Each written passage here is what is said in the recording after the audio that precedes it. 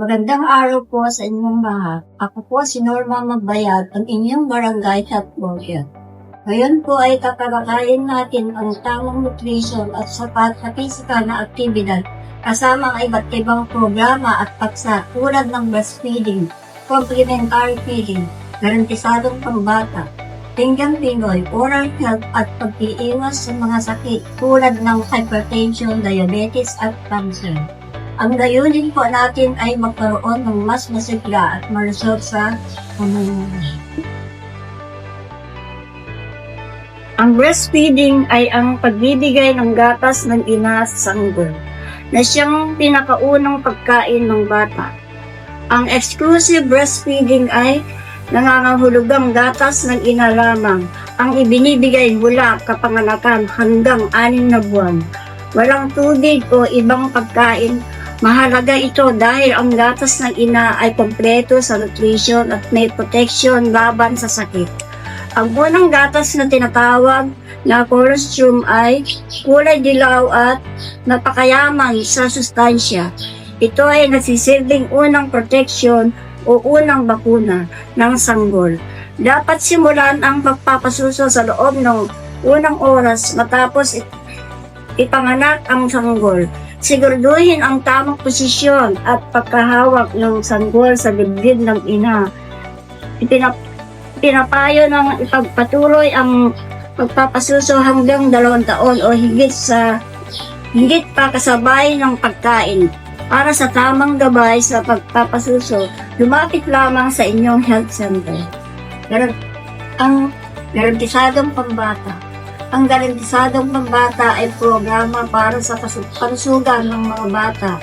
Sakto nito ang vitamin A supplementation para sa mata at resistensya, iron supplementation para maiwasan ang anemia, deworming, pampurga laban sa bulate.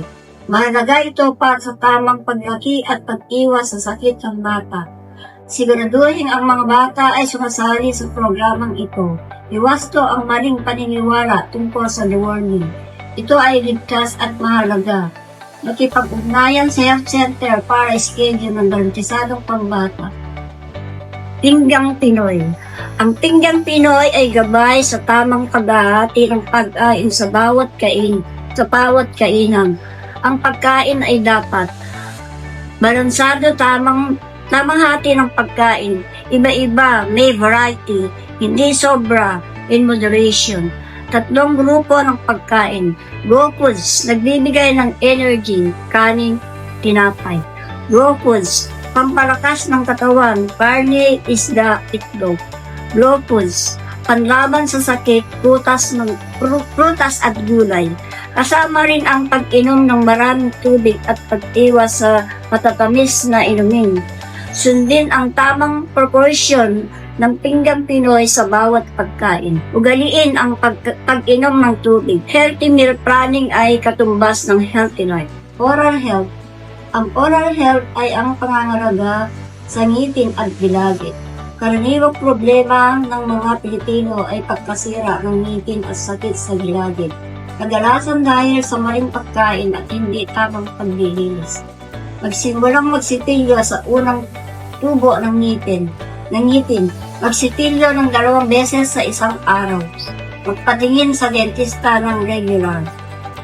Panatilihing malinis ang ngipin para maiwasan ang sakit. Hypertension. Ang hypertension o high blood ay mataas na presyon ng dugo. Kapag hindi na-control, maaari itong magdulot ng seryosong komplikasyon tulad ng stroke at sakit sa puso. Regular na magpa-check up ng blood pressure. Bawasan ang alat sa pagkain. Magkaroon ng aktibong pamumuhay. Huwag itigil ang gamot ng walang payo ng doktor. I-refer agad sa health center kung mataas ang BP. Ang tamang pag-monitor ay makakatulong sa pag-iwas sa komplikasyon. Diabetes. Ang diabetes ay kondisyon kung saan mataas ang asukal sa dugo. Ito ay maaaring magdulot ng komplikasyon kung mapapabayaan. Magpa-check up ng blood sugar lalo na kung may risk. Panatilihin ang tamang pagkain at timbang. Iwasan ang sobrang matapanis. Ang maagang pag-detect ay mahalaga upang maiwasan ang komplikasyon. Cancer. Ang cancer ay abnormal na paglaki ng cells sa katawan. Ilan sa mga karaniwang cancer ay sa dibdib, cervix, baga, colon, at prostate. Magpa-screening tulad ng pap smear para sa cervical cancer, breast self-exam para sa breast cancer. Panatilihin ang healthy lifestyle at iwasan ang paninigarilyo. Maagang magpapasuri ay nakakapagligtas ng buhay. Sa kabuuan, ang tamang nutrition at sapat sa physical at aktibidad ay susi sa mas masyog na buhay sa pag-iwas sa iba't ibang sakit. Inaanyayahan po namin kayo na pupunta sa ating Barangay Health Center para sa mga libreng serbisyo tulad ng vitamina, deworming, growth monitoring, blood pressure at blood sugar check at iba pang konsultasyon.